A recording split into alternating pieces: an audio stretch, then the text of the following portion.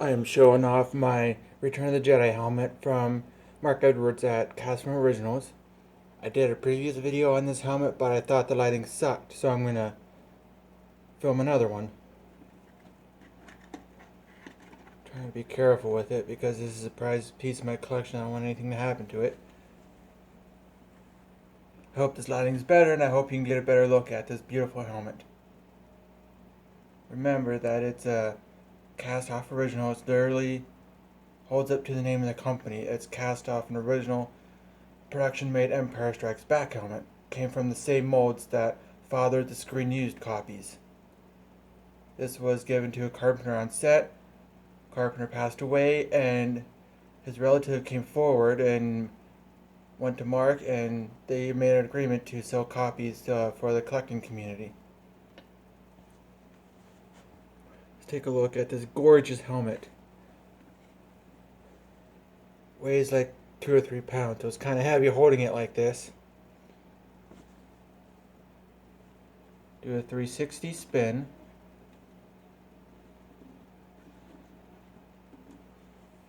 What you see hanging there is just the strap on the helmet.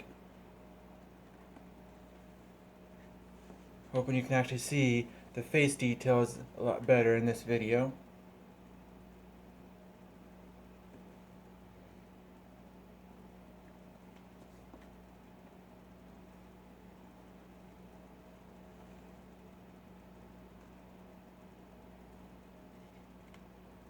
This is the Mark Edwards, who runs Cast from Originals. This is his Return of the Jedi helmet. I forgot to mention in the last video that the original production made helmet that this was cast from was in pretty rough condition. It wasn't properly made. It was like more of like an illegal, unauthorized casting out of the molds. There was like some crew members staying after hours making castings, and it was pretty rough. It was painted rough. It had a sloppy, flat black paint job, and it was horrible. And it's in horrible condition. And Mark Edwards, in order to make his finished versions, he had to make a copy of that, clean it all up, sand it all down, get rid of the crappy finish, and make another copy of that, and then start producing his helmets and then painting and finishing them.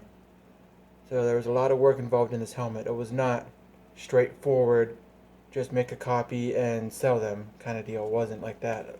A lot of work to clean up the copy of the original helmet. He had to clean that up and then make another copy, and then make a casting of the final piece you see here.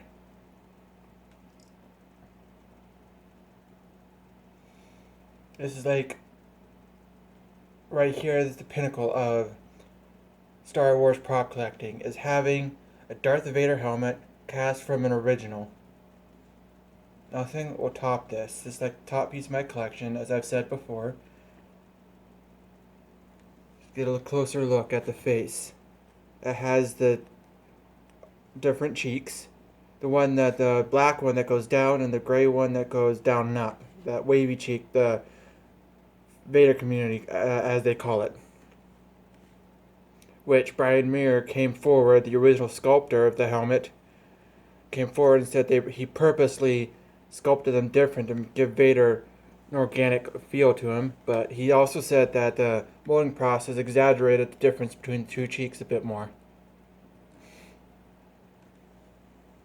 Then of course you got the asymmetric dome, one side flaring more than the other. And then the eyes are different, and you got the slanted mouth vent. And then you got the two-tone automated paint scheme. Mark Edwards did a lot of research on this helmet. He did a lot of work not only trying to clean up a casting of the original, but also a lot of research in finding the right lenses, the grills, the tusks, and all that. And the original, he tried his best to match the original gunmetal gray. The original gunmetal gray on the trilogy helmets were a mix, and that was never documented, so nobody knows to this day what mix they made for the gunmetal on the original screen used helmets. So Mark Edwards did his research and tried to color match it to the best of his ability, and I think he got pretty close. Because what you got to remember is The original helmets, the gunmetal color was pretty bright. If you see, look at the pictures of the original helmets, you can see a bright gunmetal. Most people who costume as Darth Vader go for a darker gunmetal because they feel that the high contrasting bright gunmetal against the black looks horrible, so they go darker to give it more a non-screen appearance that you see in the movies, which is darker gunmetal, even though the original gunmetal is pretty bright. So one more look before I end this video at this beautiful helmet. I hope you can see it much better with better lighting. Hope you guys enjoy it, and I'll talk to you later.